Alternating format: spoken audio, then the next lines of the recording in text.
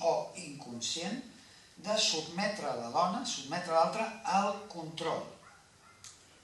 Limitar-li la llibertat, l'autonomia, de manera que la dona perd allò que és més propi d'un ésser humà, que és l'autonomia, la llibertat, la subjectivitat, les meves idees, les meves preferències, els meus gustos, tan qüestionables com vulguis, però que són els meus, i doncs tot això comença a quedar anul·lat, ofegat.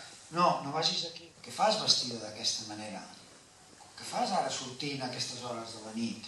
No, però no la veu del botxí. Què pensa el botxí davant d'aquestes atrocitats que ens posen la pell de gallina? Doncs aquí està l'obra de Còmplices. Per cert, aquesta obra jo la vaig veure en teatre, perquè es va representar en teatre. No cal dir que si el text ja et posa la pell de gallina, quan ho heu representat en teatre et quedes... M'acordo d'on vaig quedar.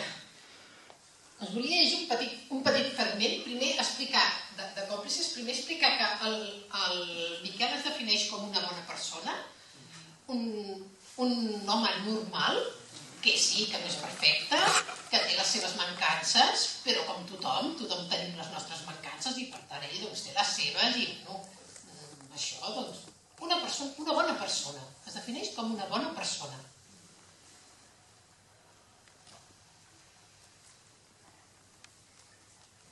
I el petit fragment que volia llegir diu: doncs aquell dia que venia tan fastiguejat de la feina i li vaig fotre l'hòstia, una de sola, ella no va reflexionar que feia les coses mal fetes, ni es va preocupar de mi, com deia el Lluís. Jo sospesava quan i com li ho diria la Carme, i un dia torno de la feina arrossegant els peus de tan cansat, i em trobo la vaixella nova en taula, les estovalles de randes i una glaçonera amb una ampolla de cava a dins. I la Carme, de 21 botons, amb un somriure que li arribava a les orelles.